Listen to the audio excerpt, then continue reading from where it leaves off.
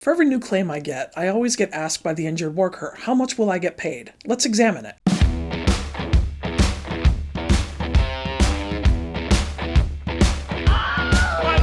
Michael! Everybody's got bills to Hey, pay. hassle off. Button your top button.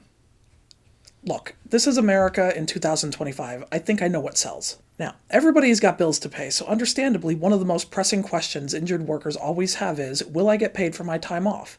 Followed shortly by, how much will I get paid? The first question requires a few things to fall into place. First, has your claim been accepted? Second, has a doctor placed you out of work? Third, have you missed time beyond your state's waiting period?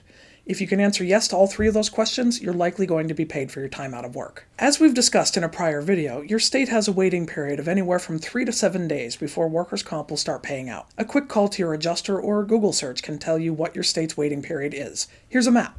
Wait, what? We'll fix it in post. The second question, how much will I get paid, involves a little math. Or a lot of math, depending on the state. First, we're going to talk about temporary total disability, or TTD. The initial step for your adjuster is for them to request your wages from your employer. Most states require 52 weeks of wages, and some require only 26. A handful of states ask for even less. Now, you may ask what happens if you haven't been with your employer for a full 52 weeks. In that situation, we usually ask for wages from the date you were hired until the date of your injury. If you've been recently hired, we may ask for the wages of a similar employee, somebody who makes a similar wage and works a similar amount of hours as you. Based on the rules of the state, you may have to include or exclude certain weeks. Some states have rules about including or excluding weeks if you didn't receive wages that week or if you made less than your normal wage. You may be asking, what about overtime? What about tips? As with most things in workers' comp, that depends on the state. However, as a general rule, tips and overtime are almost always included in your wages. Fair warning, if you're a waiter that doesn't report your tips will likely not be included in your wage calculation. We need proof of how much you've made in tips, and if you have no way to prove it, your adjuster will likely not believe you've made an extra $500 a week in tips, even if you have an honest face. But the moment you've all been waiting for, the math.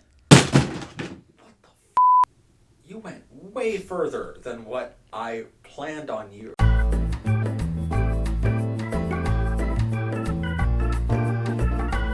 We take the wages and add them up. Since this is a Friday, and in the interest of making this easy, let's say you made $52,000 from your wages. We would divide that by 52 weeks of wages, or however many weeks we are able to obtain from your employer. Our calculation would determine that your average weekly wage is $1,000. But fun with math doesn't stop there. We then take your average weekly wage and multiply that by 2/3, or whatever your state determines.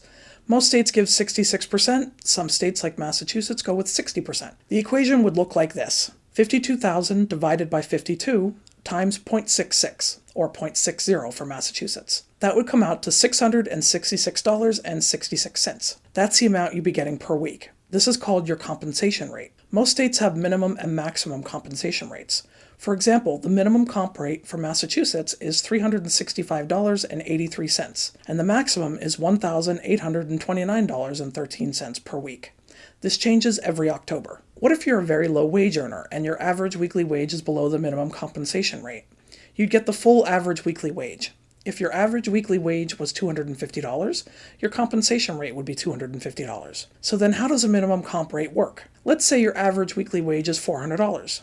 2/3, or 66% of that, would be $264. Your comp rate would then be brought up to the minimum comp rate of $365.83. It goes by the average weekly wage. Keep in mind, some states have extremely low minimum compensation rates. And then there's Connecticut. They use a convoluted method of charts and deductions. Damn it, not another window. We have insurance, right? The next type of compensation is called temporary partial disability, or TPD.